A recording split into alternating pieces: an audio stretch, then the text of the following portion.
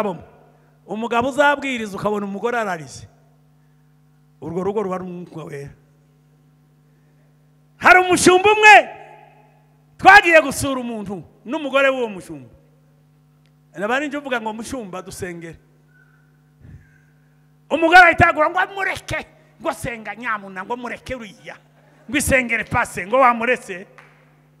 Buriya ntavuze ibintu byinshi, amesema mambo mengi. Imba hari umudugudu ugoye kuyobora ni mu rugo. Nabwiye abakristo biwacu iyo utamenyereje abana gusenga, ugasenga by'inzaduka kubonye umushitsi ugatangira gusengera fanda, umwana akabazi ko nta munsi urasenga, adagomba kwivugira mama mama Yesu Kristo fashifa mama hana habari ya kuomba. Ni uhitumenye urwo rugo ko ari bwo bwa mbere basenga. Iwacu habaga abagabo birata, yaza kuhira inka nkeshatu akaza gufatiza abandi akazishyira ku muvuri yewe ba bantu bamwe bene baraharya hahandi arabazi kugira ngo batamubona kwa nke. Abo bantu ntibakunda gukena, byange bitebuka abo bantu baza batunga. Aba niyo wabaha amata, aba niyo bose wababwira ati muze munyuri wanje mbagaburire. Abantu bazarimbuka bazabona ufite unuka gatsimbu. Abanyarwanda ndavuga ngo yatsimbuye. Imana yangiriye ubuntu mu myaka ishize nagiye mu Israel, mbona umusozi Hermon ushatse kumera nkarenge iri yari wacu, habamwe ikime n'ibicu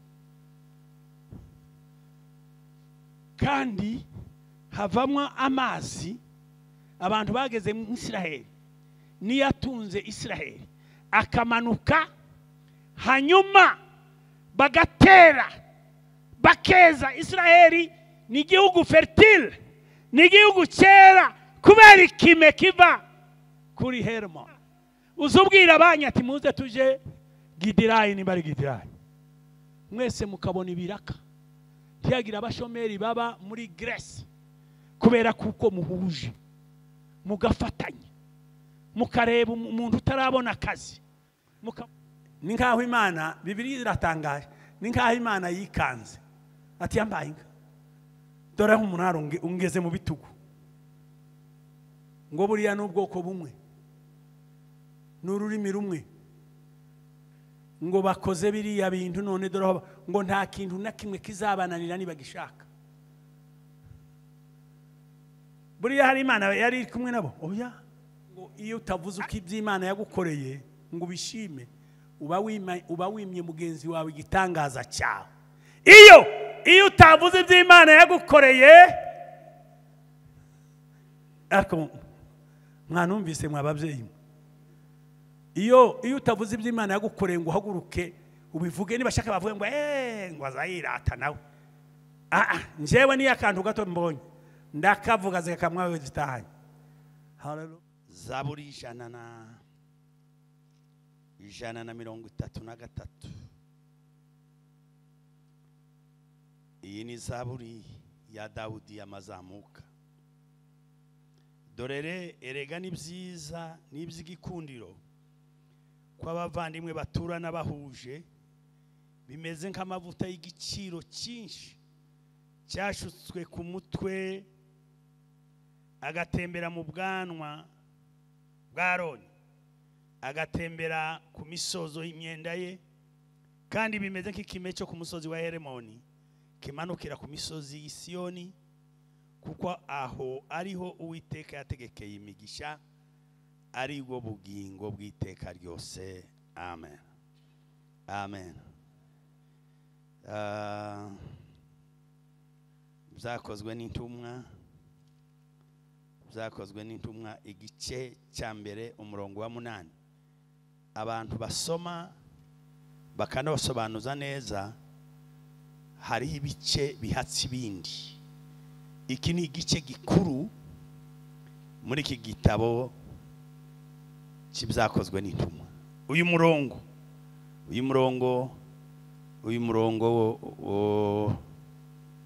abasomyeho bikeya Bibiliya bahita babyumva. Uyu murongo wa 8, icyakora muzahabwa imbaraga z'umwuka wera.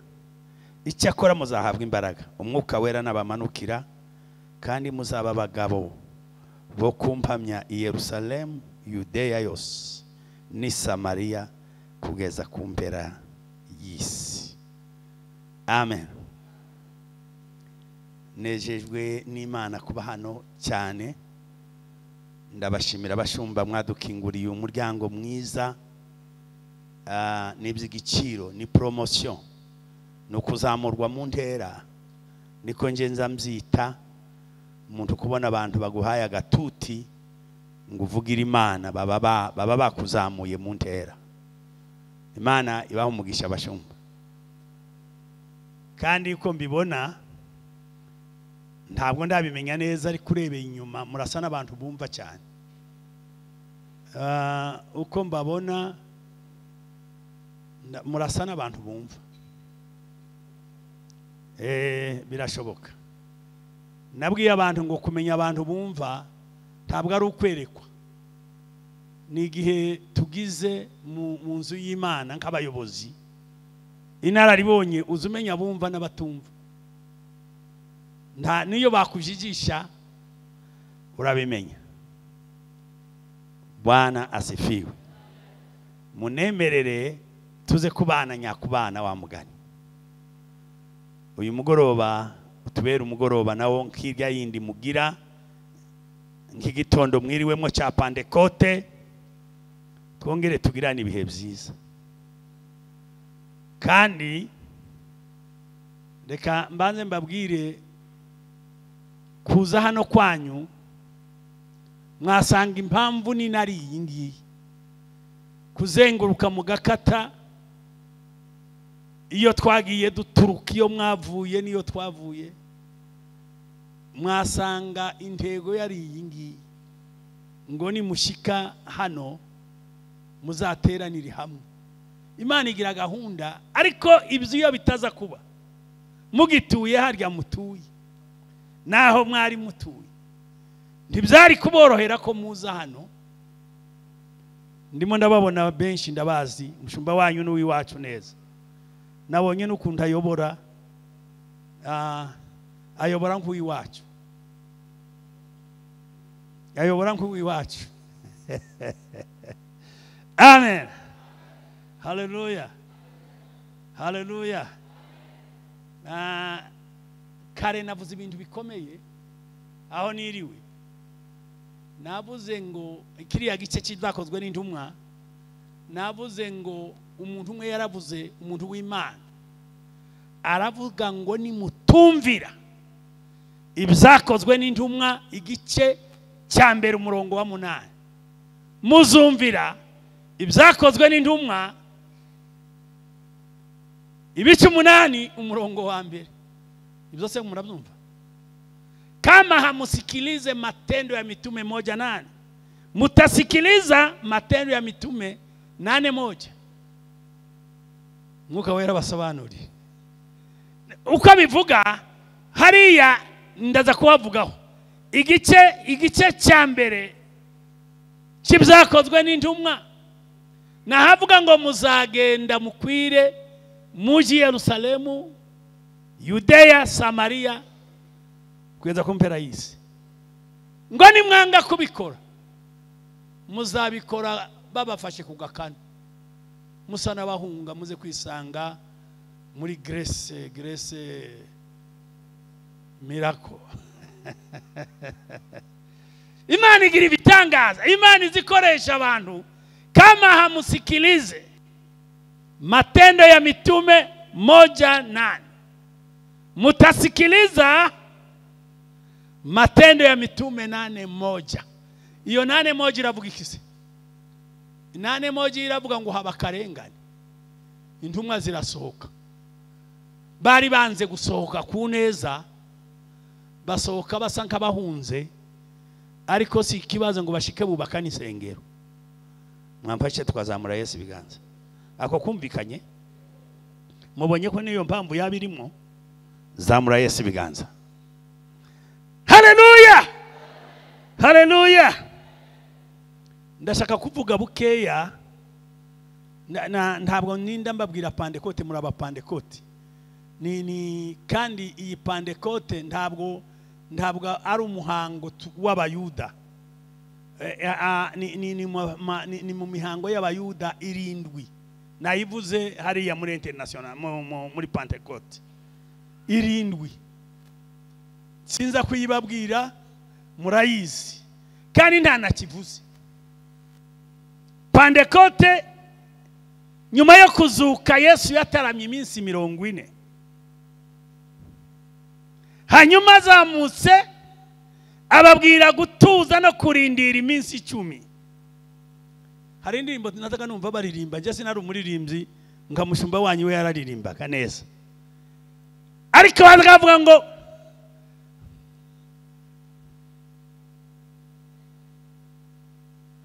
na wengine wa vuguvugu wakajiendea kisha roho akashuka.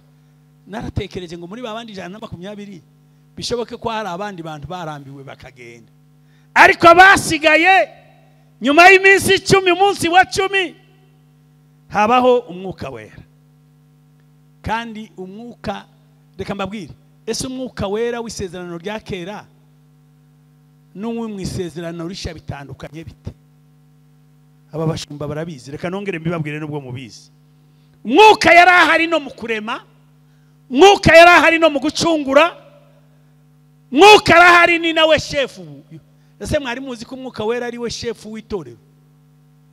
Ubu Imana irahari, umwana arahari, ariko chef de mission uyu munsi ni umwuka wera, kugeza ari tujanya akatugezayo.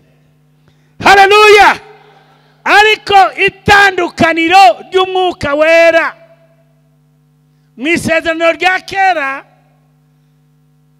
no muri iri sezerano, umwuka wari uhari, ariko wazaga muri mission. Ukaza ufite impamvu, ukaza kwa Mariko ngo aze gukora iki, wasangaga babagabo bubatse ihema ryarangira umwuka agasubirayo. Wasangaga abantu barimo bigendera mu nzira ba Ezekiel ngo umwuka uranterura ngo ujana hagati y'isi n'ijuru, ukamukoresha imisyo arangira bye. Mwisezerano niko byari bimeze, ariko twebwe asigaye abana natwe, ari kumwe natwe, ntiyagenda. Nababwiye abo muri Pentecote ngo uzucumura Imana ikakomeza ikagukunda, wakora ibyaha ikakomeza kugukunda, ariko mwuka wera ako kanya yigirayo. Ariko ntazaja kure ngo dore mpagaze ku rugi ndimo ndakomanga, nukingura ugasubira ukaza. Nimba mwarasomye agatabo ka Moyo wa Muto, uzubona umuntu yakoze bibi, mwuka wera ukagenda, ariko ukaburi hafi aho nimuvuge ngo aho hafi. Wese cyubahiro, muratuje neza, tugiye kuganira. Ariko no mwuka wera wo muri iki gihe hari ibintu bitumuza, hari n'ibidatuma ushobora kuza. Reka nivugira ibyo bintu ari byo ntindaho gatoya. Ibituma umwuka wera azaza mu banyamasengesho, nta muntu wakuzura umwuka wera atazasenga. Yaba umugabo mwiza n'umugore mwiza, ariko umwuka wera nyirizina uri muri twe ngo asigaye abana natwe, ntashobora kuza ku muntu udasenga. Hari ibintu nka 4 cyangwa 5, ariko simbivuga byose, ariko ndaza kwitindira muri iki cyo gusenga. Ariko reka manze mbabwire bakozi b'Imana, ese ni ukubera iki dusenga? Dore ibintu 3 bituma dusenga. Ibintu 3 bituma dusenga, kandi ndimo ndavuga gusenga gutuma umwuka weraza. Icyambere, ese murimo cyariko mwumva? Icyambere gituma dusenga nuko turabanyentege nke. Turabanyentege nke, kangura uwo muntu wari musinzira cyangwa umureka sinzire nta kibazo, ashobora kuba arimo yerekwa. Amen. Impamvu ya mbere, dukoze mu ntege nke, tufite amatieri y'intege nke, turabantu, turabazaifu. Kabiri, gatuma dusenga. Uwo turwana aturusha ingufu. Uriya mugabo turwana shitani. Se ni shitani cyangwa ni satani cyangwa ni nakandi kazina ngo ni diable. Diable. Aturusha ingufu burya. Abantu bacu bakunda gusenga baza bamwataka bakamushusha kabashusha ihene ngo shushu shushu shushu shushu shushu shusha shusha. Narabwiye muze mushusha gahoro arakomeye burya ntimushushe ngihene. N'umugabo ukomeye. Abantu bakoze igisirikare bazarwanira kuja mu misozi. Uyu mugabo turwana aba hejuru turwana n'imyuka mibi y'ahantu he. Arakomeye. Reka mbabwire ni gica pe. Umuntu wagize propagande mu ijuru agacikana icya gatatu cy'umubare utazwi w'ijuru. Abagabo b'ijuru entier messier arayitwara. Nabugingo nubu mushumba wacu kamurikira batubwira ngo nibo bahindutse majini babagabo yakuye abamarayika. Nicyo gituma dukwiriye gusenga. Uwo turwana turusha ingufu. Hatabaye Imana yaduhitana. Hatabaye Imana.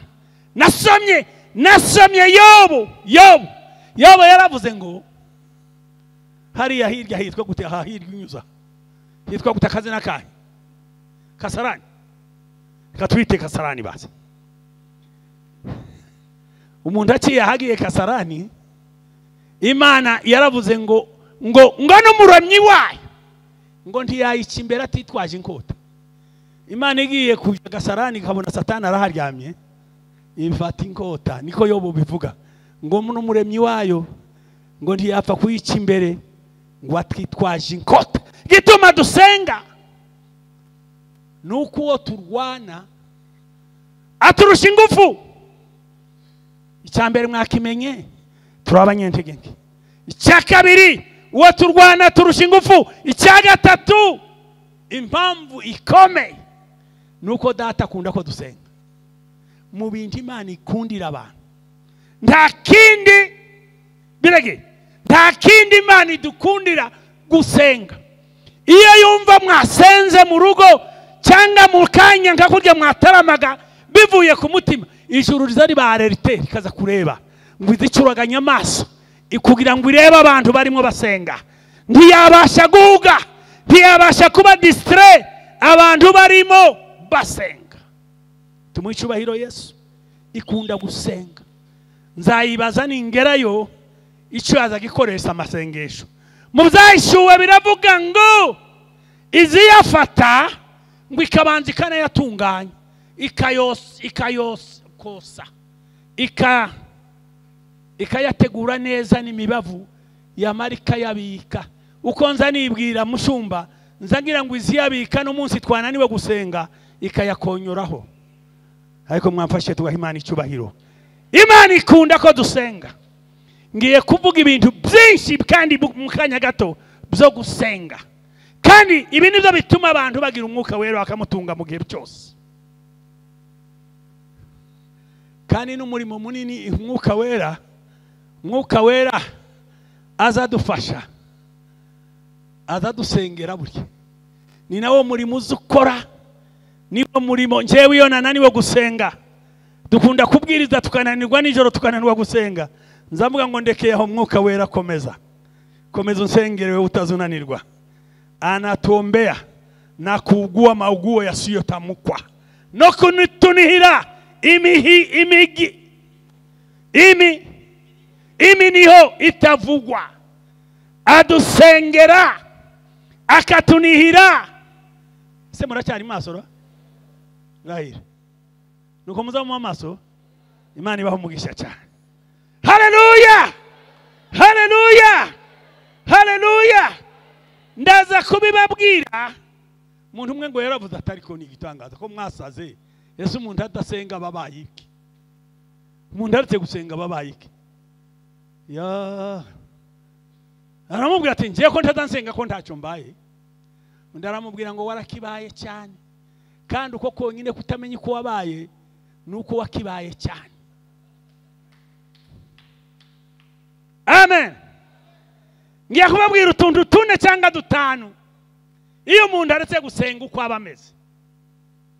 Iyo umuntu aretse gusenga uko aba ameze, murabyumva, murabikurikirana, Imana ibaho umugisha. Kudasenga ni ukwanga kwakira intwaro z'Imana. Imana ikaguha intwaro wewe ngo kondora. Iyo wanze gusenga, mu Gifaransa bivuga neza, ndabona hari abantu bazi Gifaransa, c'est le refus de recevoir, de saisir de l'arme puissance de Dieu. Kudasenga ni ukwanga kwakira intwaro. Iyo umuntu adasenga, birege, iyo umuntu adasenga niko kuvuga ngo bakaguha imbunda mu ntambara ukavuga ngo ya ukayanga. Kabiri, kudasenga ni ukwanga ko mufatikanye n'Imana mu rugamba.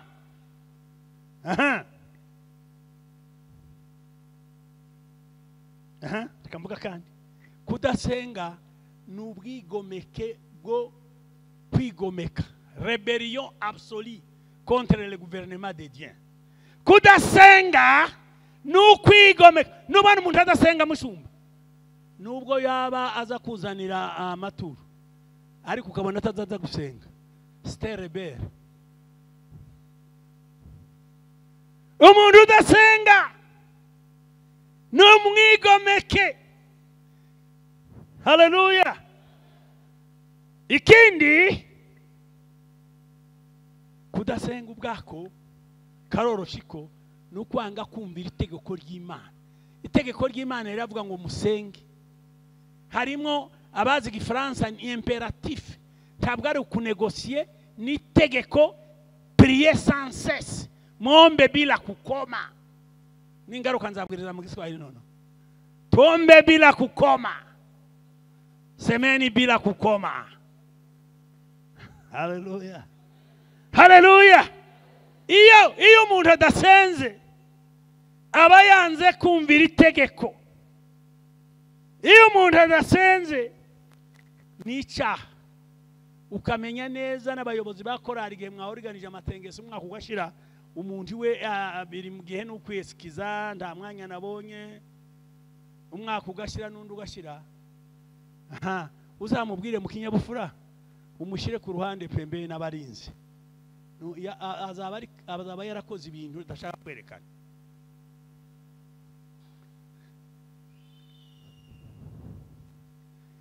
Yaravuze Samuel ngo kubwanje ntibikabeho ko nshumura kuwiteka ngo ndeke kubasabira.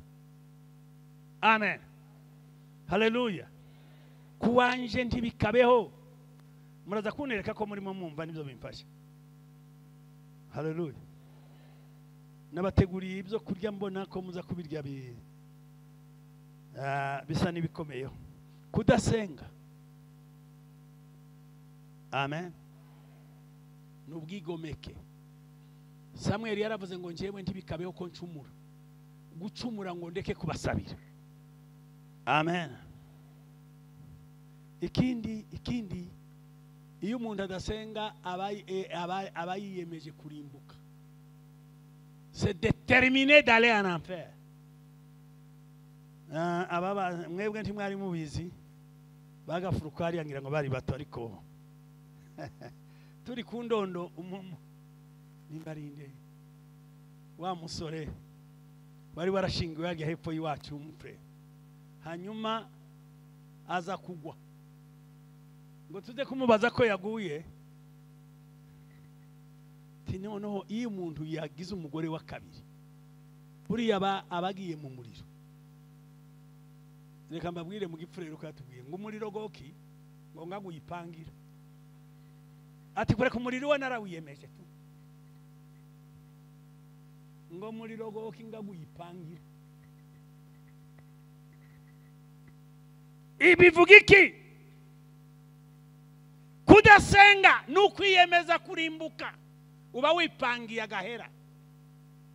Ukavuga nk'uwo mugabo ngo kure ku muriro, ati munde ku muriro we, iwe narawiyemeje. C'est déterminé d'aller en enfer. Ko ndivugira gusenga kugira ngo umwuka w'Imana uze. Kamvuga kandi kamwe ko kudasenga. Mbone kuvuga gusenga gira mvugira ijambo ritoya nsoza. Amen. Iyo umuntu adasenga aba ari umugambanyi wo mu rwego rwo hejuru. Reka mbivuge mu France. La manque de prière, c'est une trahison. C'est la haute trahison. Haute trahison. C'est une trahison. Iyo umuntu adasenga aba ari umugambanyi. Nibo baza bagambanira abantu, akagambanira abaturanyi, akagambanira ababanyi, akarega. Nubwo urwego yaba arimwe rwose. Nzambona abantu bafatana amajwi. Nta muntu usenga Imana nyagusenga wafata undi amajwi. Noneho akakwangaje ikiganiro wenda cyo kuvuga bakuru, ukajana rwo nawe ukavuga naho ariko aragufata amajwi. Nta bane baza bakora ibyo ubugambanyi bene ubwo rwego. N'abantu badasenga, abantu baregana, n'abantu badasenga, kandi abo nta mwuka w'Imana. Amen. Babwira utundi dukeya. Amen. Umuntu umwe yaravuze w'Imana ngo umunsi wose udasenga ngo aba ari umunsi udafite imigisha. Une journée sans prière, c'est une journée sans bénédiction. Mukandikako. Une journée sans prière, c'est une journée sans bénédiction. Kumaliza siku bila maombi ni siku nzima bila baraka. Nafikiri ni hivyo. Amen.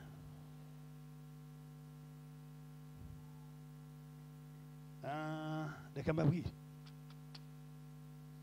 Hallelujah. Hallelujah. Kunanirwa gusenga nukunanirwa ibintu byose. Umuntu unananirwa gusenga uzananirwa n'ibiraka. Tugire ngo iyo umuntu ananiwe gusenga bigarukiraho, azananirwa n'ibindi byose. Uzananirwa no kubana n'abandi amahoro. Uzananirwa. L'échec, le secret de tout échec, c'est la manque de prière. Warekera nkavuga ibindi bintu. Gusenga kuza guhishura Imana aho yari yihishiriya ikaza gukora imirimo.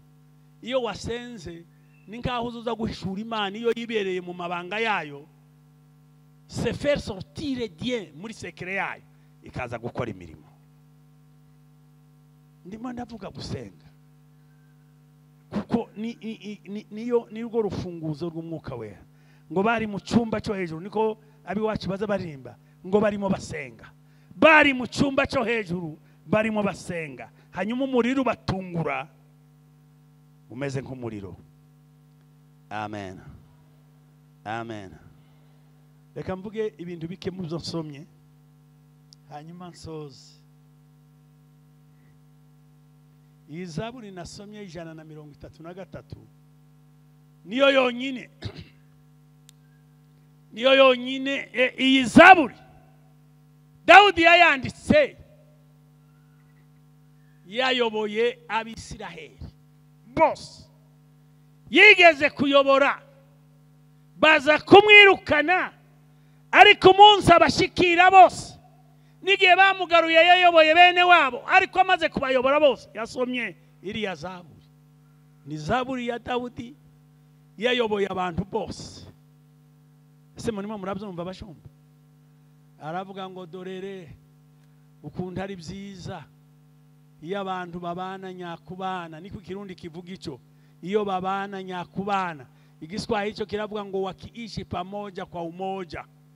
Kuishi pamoja kwa umoja ngo bimeze nk'amavuta yamanutse ku mutwe agatembera mu bwanwa. Haleluya, haleluya. Iyo abantu bari bafite umwuka wera, umwuka biza biturukaho byo gaturutse.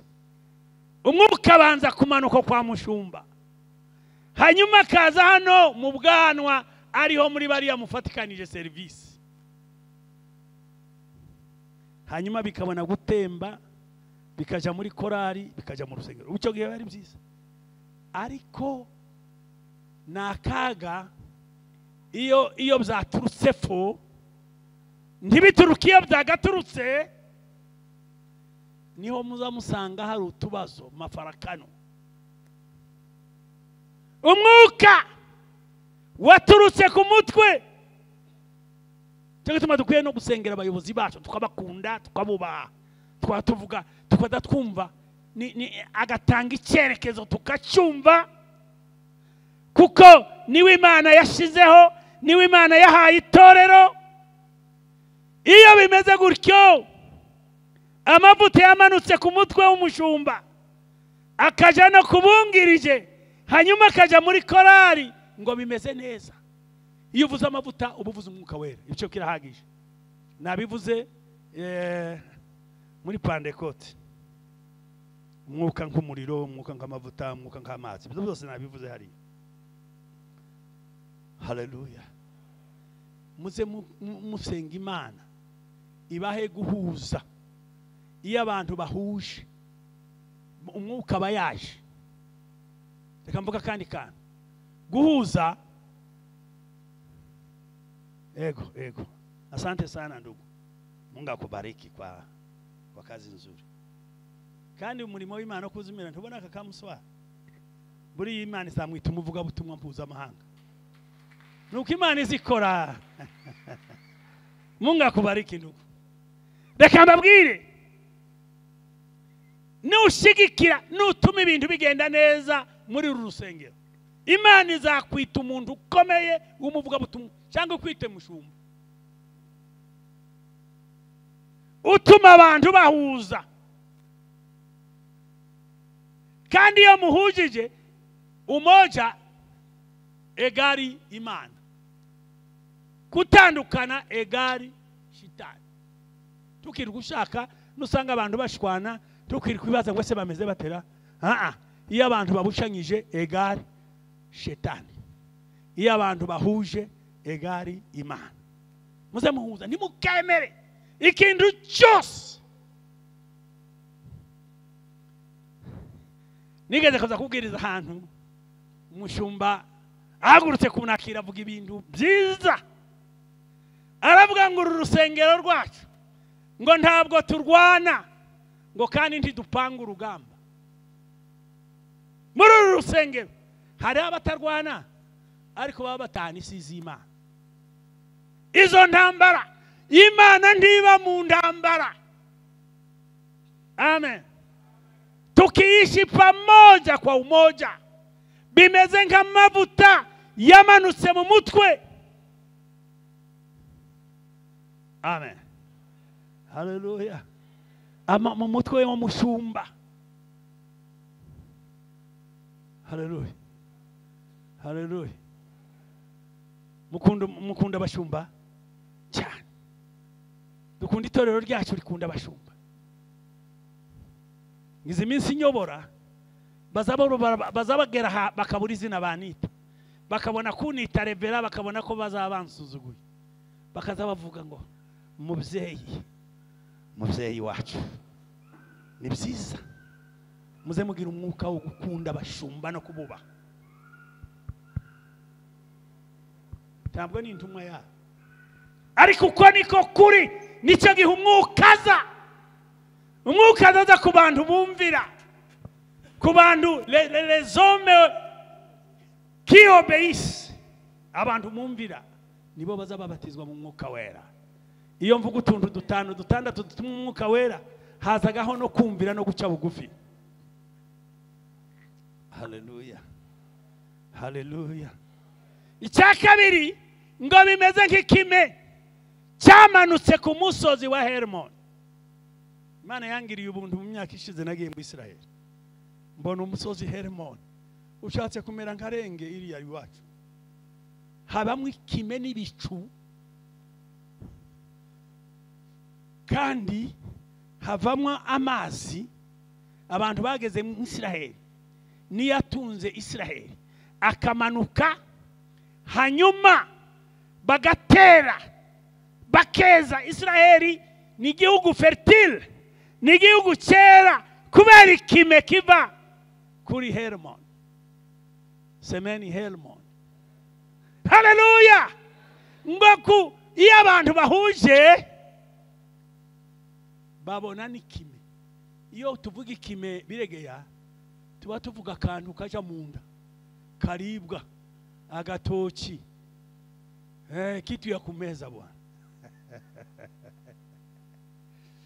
Iyo abantu bahuje muzamenye no gufashanya ukarangira iwanyu habonetse ikiraka cyiza biriya muza mujaho mu cyaro. Iyo abantu bakorana neza uzubwira abanya ati muze tuje Gidirayi nimbari Gidirayi mwese mukabona ibiraka. Ntiyagira abashomeri baba muri Grace kubera kuko muhuje mugafatanya mukareba umuntu utarabona akazi mukamuteranyiriza umutahe nawe ntaburaye. None se twagira umwuka w'Imana bamwe baburara abandi barya. Tawantumye kuvuga ibyo bintu. Haleluya. Bimeze nk'amavuta umwuka wera, bimeze nk'ikime ubuzima busanzwe. Iyo abantu bahuje nyaguhuza habe n'ubuzima burashoboka. Nigeze kubwira abakristo banje b'Ikigali wamubaza uko yabaye bose ngo akadango ni Imana. Ewe mugabo ni Imana yonyi. Oya tukaza tubwira ngo ni Imana. Nza kubahamagara iwanje nijoro turasenga. Ndavuga uzutubwira uko watangiye kugira ngo nabandi babimenye. Uzatuma tubwira Imana Imana. Wabonye amafaranga ute? Keretse arayikuzimu. Nimbara yo wabonye nza nibuka habaye igitaramo kinini batubwira ibintu. Bamwe bagakuramwe amakoti bakatwereka inkovu zo kwikorera imizigo. Ati doraho nahereye. Kandi mu mwaka umwe hari yongereye abandi bakomeye b'abacuruzi kubera ko batubwiye ibanga. Zamura Yesu ibiganza. Iyo abantu bahuje bari abanyamwuka urusengero ruzagira abakire benshi.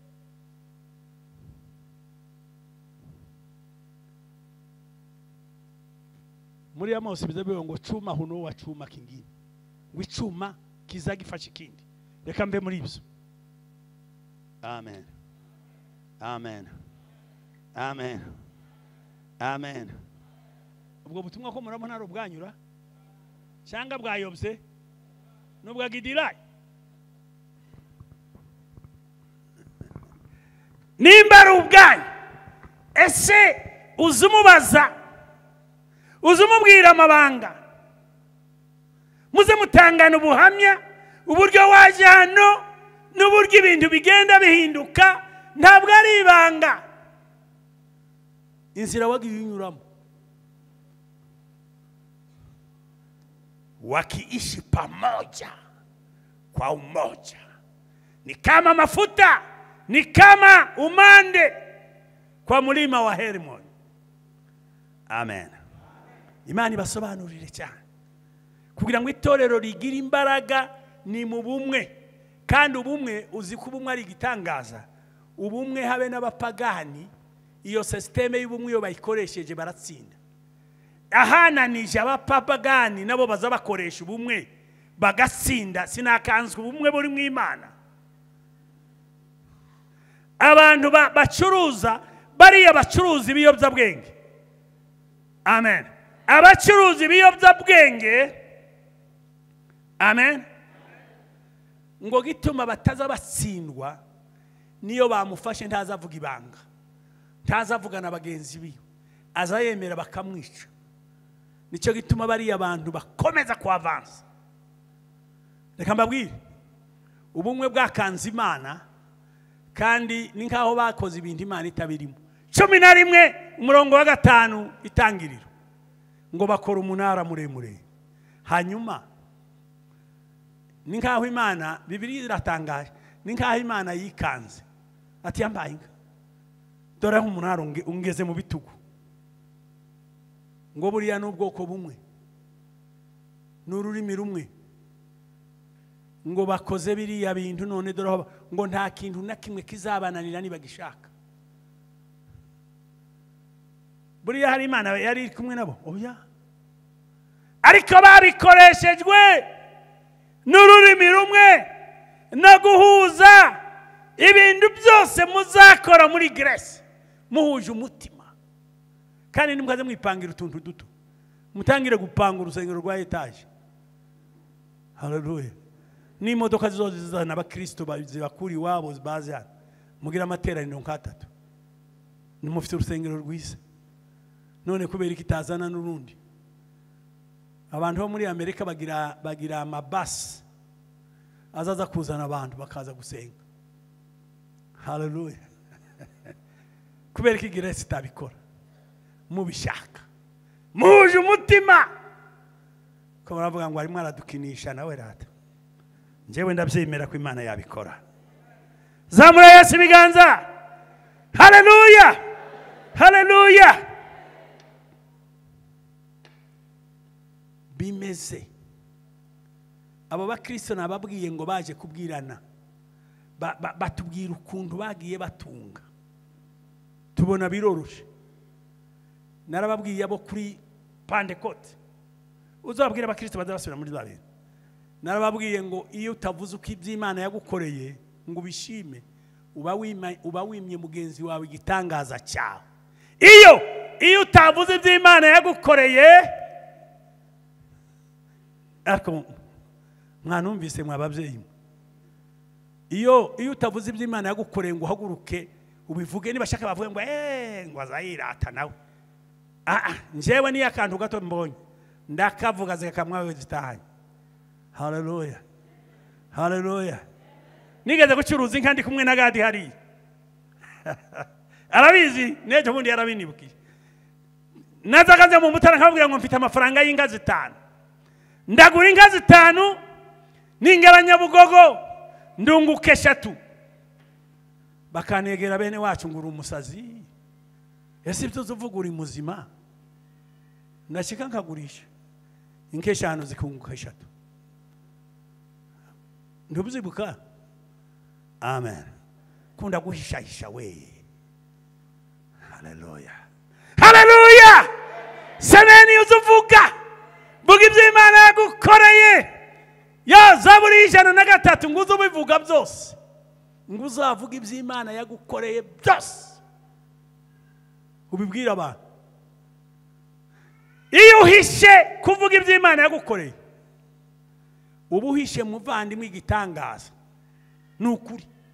Hari abatazi ko Imana, hari abazi ko Imana izi ifasha abantu. Hari n'abamenya ko igura ibitenga ariko itagura inkweto nyinshi. Ariko naho uzavuge ko Imana izitanga n'inkweto. Uriya wari uzi ko izitanga ibitenge, uwana wazamenya ko n'inkweto zizitanga. Amen. Haleluya.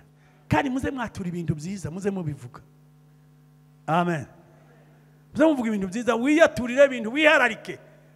Mushiki wanje hari yavuze ati nzanihararika. Nzanihararika.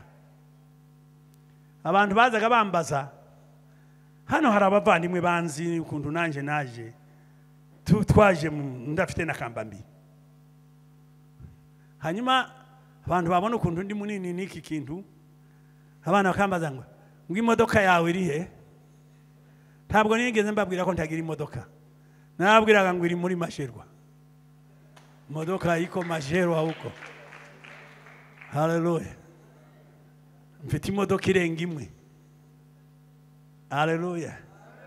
Kandi taravuye mu nka nagiraga mu kajoka. Yavuye mu ijuru. Yavuye ku Mana. Komera Yesu amashi cyane. Niwiyaturira utuntu duto, uzagira utuntu duto. ariko niwiyaturira ibikomeye uzaba umuntu ukomeye. Biragaya nuko bimeze. Iwacu habaga abagabo birata, yaza kuhira inka nk'eshatu akaza gufatiza abandi akazishyira ku muvuri yewe ba bantu bamwe bene baraharya hahandi arabazi kugira ngo batamubona kwa nke. Abo bantu ntibakunda gukena, byange bitebuka abo bantu baza batunga. Zamure Yesu ibiganza uze wiyatura ibintu byiza, vuga ibintu byiza hamwe na Yesu. Narababwiye ibanyu nahavuze ibintu byinshi. Akanyegeri ni mu Kinyamurenge sagashishi. Akanyegeri ni mukazi se kakantu utabona ngo kuriye hejuru y'inzovu hanyuma banyura ku kiraro ngo akanyegeri karavuga ngo njewe n'inzovu duki ngo tunyeganyeje ikiraro. Buriya murabona akanyegeri kari gafite mu ijambo. Bwira mugenzi wawe ngo njewe na Yesu tuzanyeganyeza Nairobi. Njewe na Yesu tuzanyeganyeza Nairobi. Haleluya. Njewe na Yesu tuzanyeganyeza Nairobi. Njewe na Yesu tuzanyeganyeza Afrika. Duwe Yesu icyubahiro. Haleluya. Haleluya. Abanyarwanda bavuga ngo iyo wigize agatebo ngo uyihora ivu pe. Agafaransa baba bakavuga ngo iyo wigize intama ngo ibirura birakurya. Si tu te fais les brebis, les loups te mangent. Iyo wigize intama. Haleluya. Haleluya. Timukigire udutebo. Muri abantu bakomeye mu maso y'Imana. Mufite umwuka w'Imana. Yo! Muri abantu bakomeye. Haleluya. Iyo twizeye amagambo ye turi abantu b'igiciro mu maso y'Imana. Iyo twizeye amagambo ye nkuko yayatubwiye uri umuntu ukomeye hamwe n'umwuka wera uzakora ibikomeye. Reka nsoze mbabwira amen ukuntu twatumwe Yerusalemu, Yudeya, Samariya kugeza ku mpera y'isi. Ese Yerusalemu ni he? Yerusalemu ni muhira, ni mu rugo. Umugabo uzabona avuza ubutumwa mu rugo akabwira umugore ngo dusenga bakijijwe aba yarabatijwe mu mwuka wera. Abandi baza bamenya kuvuga ubutumwa batari mu rugo, yari hanze. Barahari bene abo bantu. Ariko hera Yerusalemu, anzi ya Yerusalemu abana babimenye. Mwabagabo umugabo uzabwiriza ukabona umugore ararize, urwo rugo ruba rumwuka wera. Hari umushumba umwe twagiye gusura umuntu n'umugore w'uwo mushumba. Nabari nje uvuga ngo mushumba dusengere. Umugore ahitagura ngo amureke ngo senga nyamuna ngo mureke ruya ngo isengere pase ngo wamuretse. Buriya ntavuze ibintu byinshi, amesema mambo mengi. Yo mbe nkumurase w'izuba ariko mbanze mfasha abo mu rugo. Mbe nkumurase mba amavuta mwami mbone kwaka burinde bica. Ariko cyane uzuhera mu rugo. Mu rugo muvuge mu rugo. Nimba hari umudugudu ugoye kuyobora ni mu rugo. Nabwiye abakristo biwacu iyo utamenyereje abana gusenga ugasenga by'inzaduka kubonye umushitsi ugatangira gusengera fanda, umwana akabazi ko nta munsi urasenga adagomba kwivugira mama Yesu Kristo fashifa mama hana habari ya kuomba. Ni uhitumenye urwo rugo ko ari bwo bwa mbere basenga. Abana ntibahazi byo gusenga. Ariko umwana uziko ariho kubera amasengesho nakandi gato kagiye kubikoraho kaza kamubwira ngo mama arimwe arashenga. Kuko abizi ko kubaho kwaba ari ugusenga kwa mama we. Aziko kubaho kwabo. Mutangirira Yerusalemu hafite ikindi kintu ngereka mabwire. Cya kabiri niho hisha abahanuzi. Nabaye umwarimu n'umushumba wanyu wabaye umwarimu. Naba bose n'abamariko babaye barimo. Twaraga dutanga ibizamini ukabwira abana mu Gifaransa ngo commencer par les questions les plus faciles siko tubabwira ngo ahere kubyoroheje kugira ngo birya bikomeye bitaza kumucanga. Amen, amen, amen, amen. Ariko Yerusalemu ngo muhere harya bisha abahanuzi, umwuka wera uzuhera ku bikomeye, umwuka wera uzuhera ku byananiranye. Muhere Yerusalemu ku byananiranye, habe no kubwira umugore ubutumwa. Amen. Hallelujah.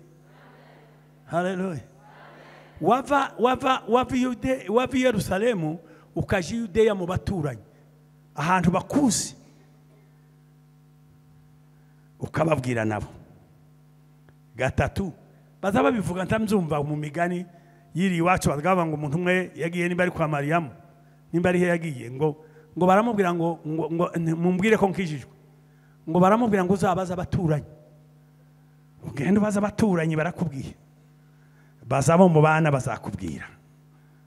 Hari abantu hari abantu bagira marineti mabi niyo wabakorera ibintu bibi ariko nta wangwa na bose. Hari abantu bamwe utotegereza ko bazakuvuga neza. Turi inzandiko hagati, hari igice kivuga ngo turi mu muro nziza hagati y'abakira n'abarimbuka, ariko kuri bamwe turi impumuro y'ubugingiza n'ubugingo, ariko ku bandi bazarimbuka. Kugira ngo abantu bazarimbuka bazabona ko umushumba mwiza nk'uko umeze, aba niyo wabaha amata, aba niyo bose wababwira ati muze munyuri wanje mbagaburire. Abantu bazarimbuka bazabona ufite unuka gatsimbu, abanyarwanda ndavuga ngo yatsimbuye. Amen, amen.